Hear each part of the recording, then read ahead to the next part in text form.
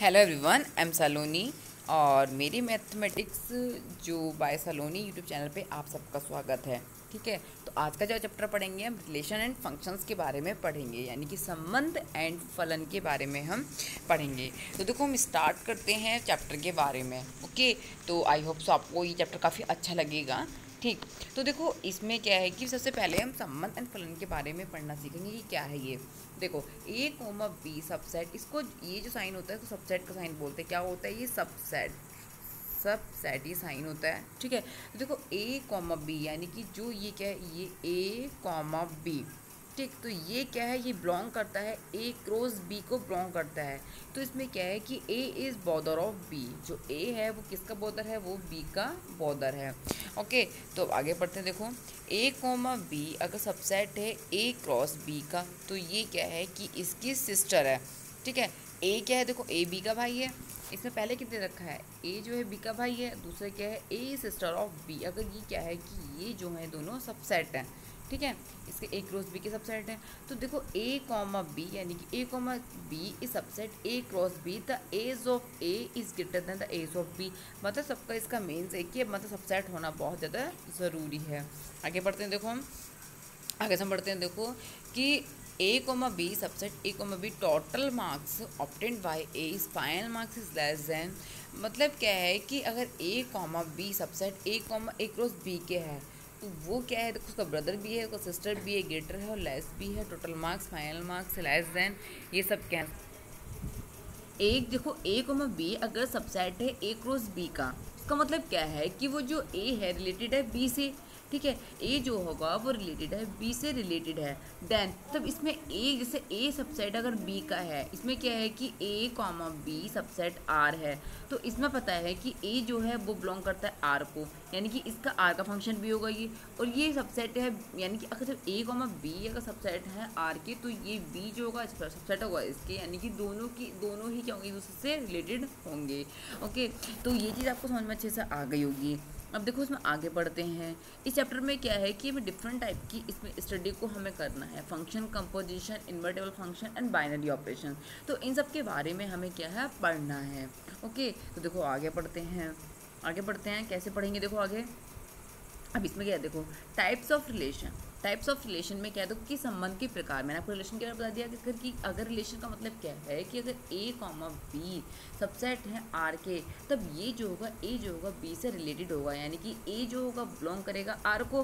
ठीक है, और बी भी जो है बिलोंग करेगा आर को। तो ये चीज़ काफ़ी अच्छे से समझ में आ गई होगी आप लोगों को। अब देखो आगे बढ़ते हैं इसमें।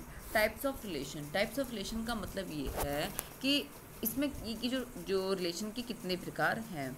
जैसे अब क्या है कि देखो इसमें पढ़ते हैं। In this session we would like to study different type of relation and we know that the relation in the set A, the relation set A is subset of A cross A and the empty set five. जब भी कोई भी, जैसे suppose करो ए के function में आपसे 1,2 ले रही हूँ और बी का मैं ले रही हूँ क्या 3,4, तो मैं आपसे ये बोलूँ कि ए क्या है कि ए कोमा बी क्या ए कोमा बी का जो भी, यानी कि अगर मैं यूनियन निकालती हूँ इसका, तो देखो कॉमन नहीं आ रहा है इसमें कोई भी। जब कॉमन है तो इसमें क्या है 5, यानी कि जब भी कोई एलिमेंट नहीं होता है सेम, तो वहाँ हम क्या लेते हैं? एम्प्टी सेट 5 लेते हैं।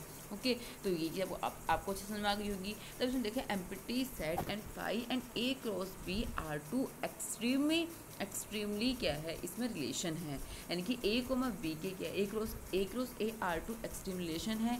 For illustration consider a relation R is set जो देखो A1, 2, 3, फिर इसमें 4 तक हमें दी हुई है इसके सेट तक, तो given by A comma B, यानी कि ए कॉमा बी जो है ए माइनस बी, जो ए माइनस बी होगा 10 होगा।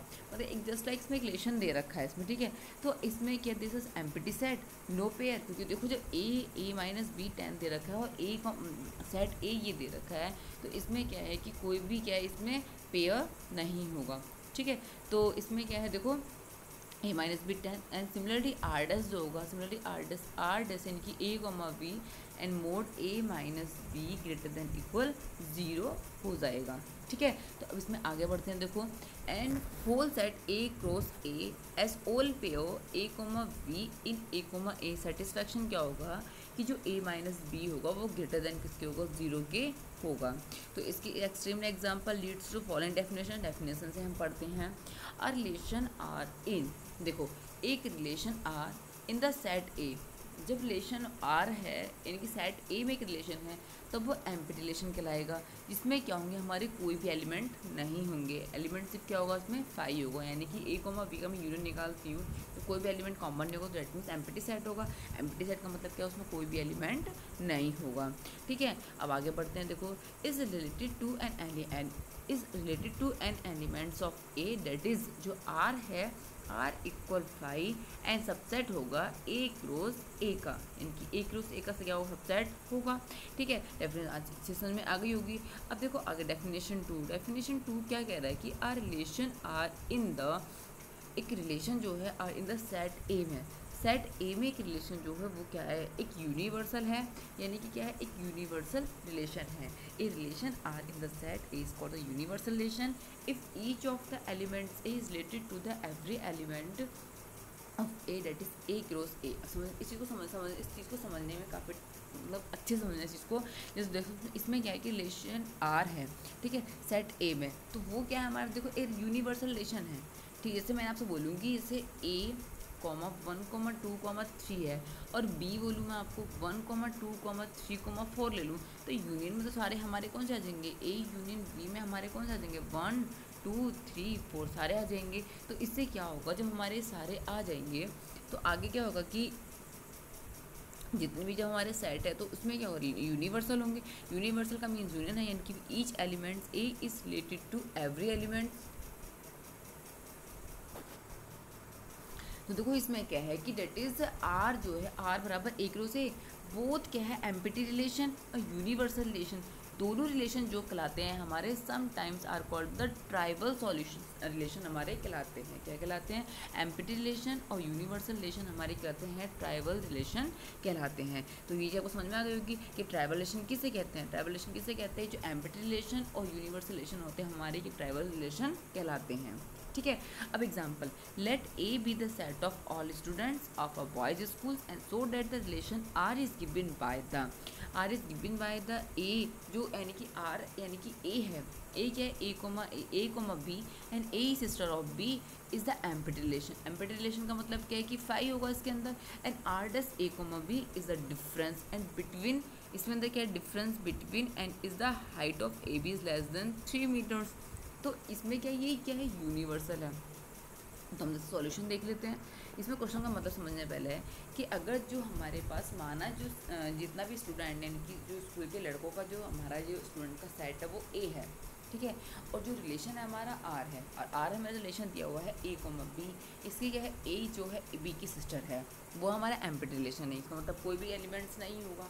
जब और ए कोमा बी हमारा डिफरेंस बिटवीन हाइट ए कोमा बी जो लेस देन क्या 3 मीटर से, वो क्या है, एक यूनिवर्सल रिलेशन है।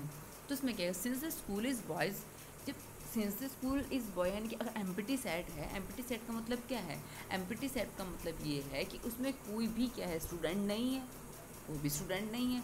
तो कोई भी स्टूडेंट नहीं है तो उसमें क्या है कि सिस्टर भी कोई नहीं होगी, जब सिस्टर कोई नहीं होगी तो जो आर का यानी कि आर का होगा वो क्या होगा, रिलेशन 5 होगा, ठीक है, आर इक्वल 5 होगा। तो सोइंग जब आर इज एम्प्टी सेट है तो it is also obvious difference between height of any 2 students of the school and has to be less than 3 metre. So इससे क्या होगा कि जो आर होगा वो ए क्रॉस ए इज़ एक यूनिवर्सल होगा। तो आई थिंक सो आपको समझ में अच्छे से आ गया होगा। अब देखो आगे बढ़ते हैं।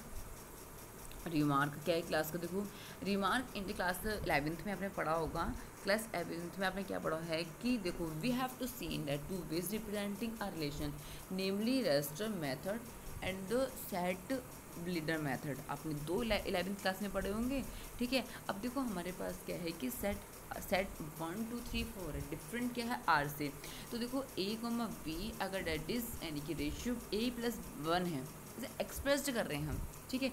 तो b जो होगा हमारे यानी कि b जो होगा b इक्वल क्या होगा, a+1 होगा, ठीक है। क्या होगा, a+1 होगा। तो इसे एक्सप्रेस्ड किया कि जब a+1 होगा तो इसमें आगे बढ़ते हैं कि वो उसमें क्या होगा, हम एक नोटेशन इसमें यूज़ करते हैं कि ए कॉमा बी जो होगा रिलेशन आर का होगा। तो हम इससे कह सकते हैं कि जो यानी कि ए रिलेटेड होगा वो बी से होगा, और यानी कि देखो ए जो है, देखो इसमें ध्यान रखा ए कॉमा बी है, ठीक है। अगर हम मानते हैं इसको डेट इज़ बी, अगर हम मानते हैं इसको a+1 मान लेते हैं, तो i+1 मानेंगे तो जो b इक्वल होगा वो a+1 होगा। यानी कि इसके एलिमेंट कुछ a के b में एलिमेंट होंगे, तो इसके एलिमेंट होंगे a कॉमा b सबसेट किसको होगा, r के सबसेट हो गया। तो यानी कि इस चीज़ में आपको इजली समझ में आ गया होगा, ठीक है। अब आगे बढ़ते हैं, देखो इसमें यानी कि one of the most important relation and which plays a significant role in mathematics is equivalence relation. Equivalence relation मतलब क्या है, देखो कोई भी एक मोस्ट इंपॉर्टेंट रिलेशन है जो कि प्लेज एक सिग्निफिकेंट रोल करेगा, इक्विवेलेंस रिलेशन है।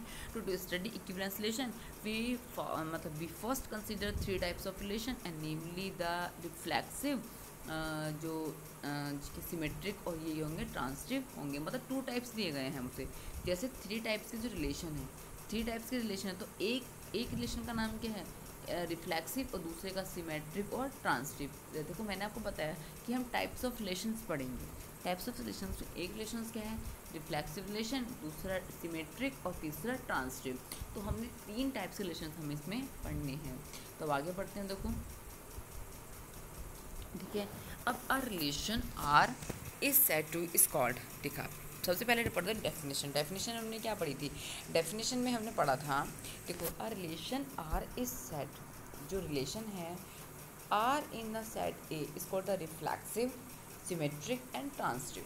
तो देखो रिफ्लेक्सिव कब होगा, रिफ्लेक्सिव कब होगा, यानी कि जब ए कॉमा ए बिलोंग्स करेंगे आर को, फॉर एवरी ए जो होगा बिलोंग करेगा ए को, ठीक है। क्योंकि ए कोमा ए दिया हुआ है ना, हमें जो भी फंक्शन दिए ए कोमा ए दिया वो बिलोंग कर रहा है आर को। देखो आर को बिलोंग कर रहा है तो जो एवरी ए होगा वो बिलोंग करेगा ए को, क्योंकि आर बराबर जो है, आप जो आर है वो किसके एक क्रॉस ए की होता है ना। तो इससे आप इसको समझ सकते हैं, ठीक है। तो यानी कि जब ए कॉमा ए बिलोंग करते हैं आर को, ए कॉमा ए अगर बिलोंग कर रहे हैं आर को, इससे पता है कि जो एवरी ए है वो बिलोंग करेगा किसको, ए को, ठीक है। ये सिमेट्रिक, ये रिफ्लेक्स समझ में आ गया। अब देखो सिमेट्रिक का, सिमेट्रिक समझते हैं।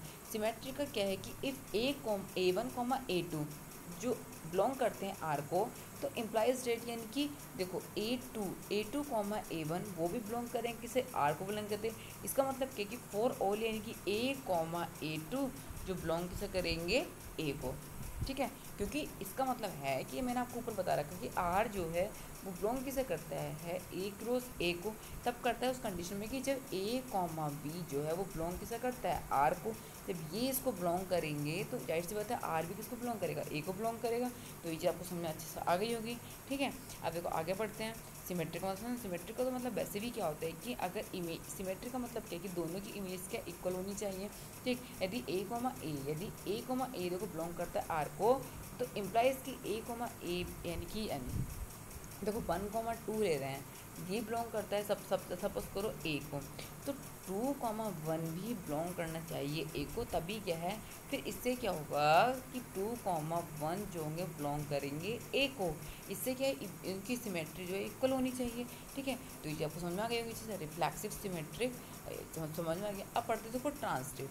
ट्रांसटिव में क्या है कि ट्रांसटिव में इफ़ ए1 ए2 यदि बिलोंग करते हैं आर को, ठीक है, और ए2 ए3 बिलोंग करते हैं आर को, तो इम्प्लाइज डेट देखो ट्रांसटिव में क्या है, यदि ए और बी बिलोंग करेंगे आर को और बी सी बिलोंग करेंगे आर को, ठीक है। तो इससे पता है कि ए सी भी बिलोंग करेंगे आर को, तो फॉर ऑल इससे क्या होगा कि ए बी सी सब बिलोंग कैसा करेंगे को, ए को। तो ये आपको समझ में आ गया ट्रांसटिव। ट्रांसटिव का मतलब समझ में आ गया होगा, ठीक है। ट्रांसटिव का मतलब भी आपको इसे समझ में आ गया होगा कि ट्रांसटिव का मतलब क्या है। देखो सबसे पहले रिफ्लेक्सिव का मतलब, रिफ्लेक्स अगर दोनों ही ए जो है बिलोंग करते हैं आर को, तो इससे पता है कि ये बिलोंग करेगा ए को। अगर इसमें ए1 ए2 बिलोंग करते हैं आर को, ए2 ए1 को बिलोंग करते हैं आर को, तो ए1 ए2 बिलोंग करेंगे ए को। ट्रांसटिव में क्या है मैंने आपको बताया था, ए करेगा, ए जो है वो ए बी बिलोंग करते हैं आर को और बी और सी बिलोंग करते हैं आर को। तो हमें पता है कि ए बी और सी यानी कैपिटल ए कैपिटल बी और कैपिटल सी भी बिलोंग करेंगे से आर को, ठीक है। तो ये आपको समझ में आ गया होगा, यानी तीन टाइप के ट्रांसटिव यानी रिफ्लेक्सिव, सिमेट्रिक और ट्रांसटिव। ओके, अब आगे बढ़ते हैं थोड़ा सा, ठीक है, अब आगे बढ़ते हैं। देखो डेफिनेशन फोर में क्या है, R relation R, a relation R is said to be equivalence relation if R, जब क्या होगा, देखो इक्विवेलेंस रिलेशन तब होते हैं जब जो आर होते हैं वो रिफ्लेक्सिव होगा, सिमेट्रिक होगा और ट्रांसिटिव होगा। ध्यान रखना है, ए रिलेशन आर, एक relation R is said to be तब होगा जब वो हमारा क्या होगा, इक्विवेलेंस रिलेशन तब होगा जब आर जो होगा रिफ्लेक्सिव भी होगा, सिमेट्रिक और ट्रांसिटिव। और रिफ्लेक्सिव ट्रांसिटिव मैंने आपको समझा दिए अच्छे से, ठीक है। अब देखो एग्जांपल नंबर 2, एग्जाम्पल नंबर 2 में क्या है, यदि देखो let T be the set of all triangle in the plane with R a relation in T and given by the R T1, T2, तो डेट इज, इसमें क्या होगा, टी जो होगा वो कॉन्ग्रुएंट होगा T2 के, तो सो आर जो है इक्विवेलेंस रिलेशन के लिए हमें तीनों कंडीशन प्रूफ करनी पड़ेंगी कि आर को हमें प्रूफ करना पड़ेगा रिफ्लेक्सिव में क्या होगा कि every triangle is congruent to itself and further T1, T2 यदि बिलोंग करते हैं आर को, तो अगर दोनों को बिलोंग करते हैं इसका मतलब कॉन्ग्रुएंट होगा, ठीक है। और T2 कॉन्ग्रुएंट T1 होंगे, तो जब देखो अब मैंने आपको क्या बताया था कि अगर T1, T2 बिलोंग करते हैं किसे आर को, इसका मतलब क्या है कि T2 भी बिलोंग करेंगे किसे, दोनों को, आर को, ठीक है। तो इससे क्या होगा कि T1, T2 इस कॉन्ग्रुएंट होंगे T3 के, तो T3 के होगा, तब इससे क्या होगा, जैसे मैंने बताया था आपको ये T1, T2, तो ये क्या होगा T2 एंड T3। देखो ऐसे तरह से वेट, देखो जब ये है कि जब मैंने रिफ्लेक्शन में आपको क्या बताया था, अगर T1, T2 हैं, T1, T2 आर को बिलोंग करते हैं, तब ये कॉन्ग्रुएंट हो जाएंगी, जिसमें मैं आगे अगर मैंने कहा T1, T2 बिलोंग करते हैं आर को, और T2 और T3 बिलोंग करते हैं आर को, तो इससे पता है कि जो T1, T3 वो किसको बिलोंग करेंगे, आर को, तो इससे क्या होगा, इक्विवेलेंस प्रूफ हो जाएगी, तीनों कंडीशन प्रूफ हो गई इसके अंदर, इसलिए ठीक है। अब आगे बढ़ते हैं, देखो अब इसमें क्या पढ़ते हैं, आगे हम पढ़ते हैं एग्जाम्पल नंबर 3 हम पढ़ते हैं।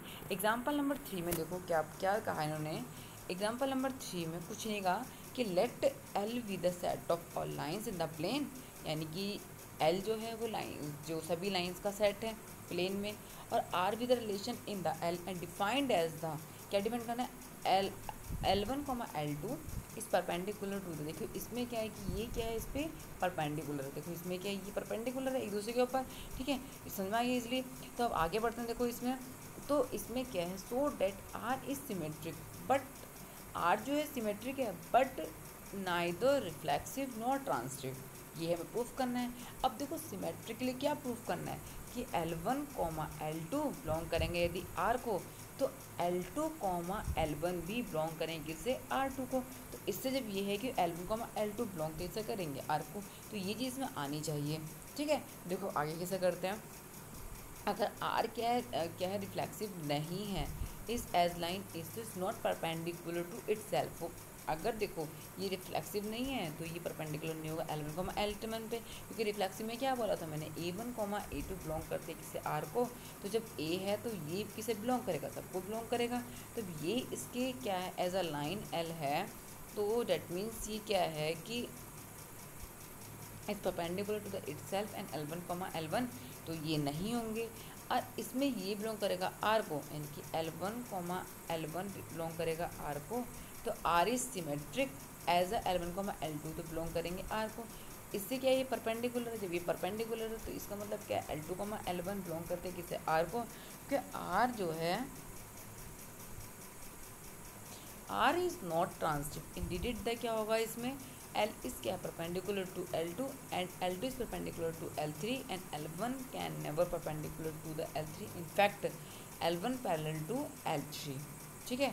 ये तो आपको समझ में आ गया होगा कैसे, क्योंकि हमें इसमें क्या प्रूफ करना है, हमें इसमें प्रूफ करना है इसमें सिमेट्रिक बट रिफ्लेक्सिव प्रूफ नहीं करना और ट्रांसिटिव प्रूफ नहीं करना है, ठीक है। तो ये चीज़ आपको ये समझ में आ गई होगी। अब देखो आगे बढ़ते हैं, आगे तो देखो इसलिए क्या है कि जब ये ट्रांसिटिव नहीं है, ये परपेंडिकुलर है इस पे, तो दोनों क्या है, दोनों की इमेज इक्वल बन रही है, तो इसमें ये देखो ट्रांसिटिव के लिए क्या प्रूफ करना है, क्योंकि L2, L3 तो इसमें आएंगे नहीं, तो L2, L3 क्योंकि L2, L3 L2 पर परपेंडिकुलर है, तो उसमें क्या है कि then L1 can never perpendicular to the L3, L1 जो है परपेंडिकुलर L3 पर नहीं हो सकते, क्यों? क्योंकि ये ट्रांसटिव नहीं है ना। ट्रांसटिव के लिए क्या कि L1 जो है वो देखो इसमें क्या L2 L3 L1 L2 पे है, L2 L3 पे है, लेकिन L1 L3 पर नहीं है। तो L1 L3 पर नहीं है तो ये क्या हमारे ट्रांसटिव नहीं है। ठीक है, तो इससे आपको समझ में आई होगा इजली। ठीक है, अब देखो आगे एग्जाम्पल नंबर 4।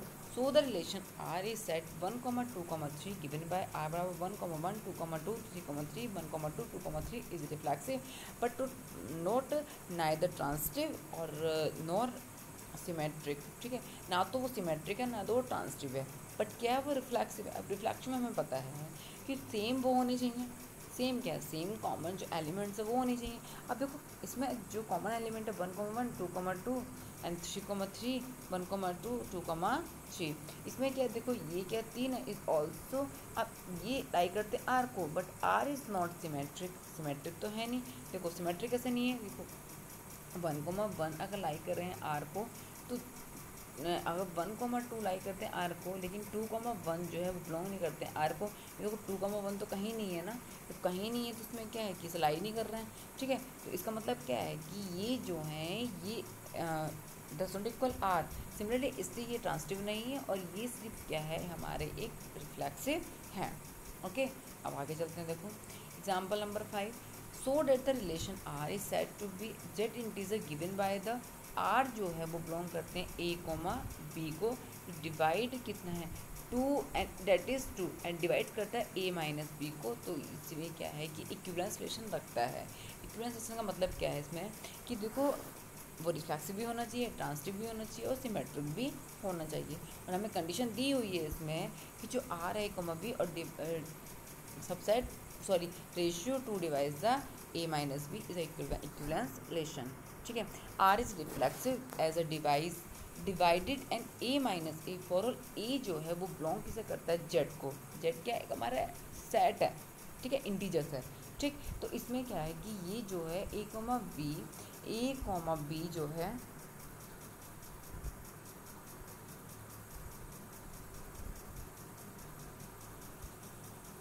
देखो इसमें क्या है कि R is reflexive as a divides A minus A. क्योंकि देखो रिफ्लेक्सिव में क्या है? रिफ्लेक्सिव का मतलब क्या है कि ए माइनस ए ले सकते हैं, जो कि ए जो है वो बिलोंग करता है किसी जेड को। ठीक है, तो इसमें हमें पता है कि A comma B and belong करता है आर को, then divides A minus B and divides B minus A. जब देखो ए माइनस बी को डिवाइस कर सकते हैं ना, A minus B divides B minus A, तो hence B minus A belong करेगा आर को। इससे क्या सिमेट्रिक प्रूफ हो जाएगा। ठीक है, ए कॉमा बी बिलोंग करता है आर को, बी कॉमा सी बिलोंग करता है आर को, तो B minus C divide by 2 से, तो ए माइनस बी क्या होगा? यानी कि देखो ए माइनस सी का मतलब क्या है? A minus B plus B minus C is even है, तो ये डिवाइड करता है 2 से, तब ये क्या होगा? ट्रांसटिव होगा। ये क्या एक इक्विवेलेंस रिलेशन रखता है। ठीक है, अब आगे बढ़ते हैं। देखो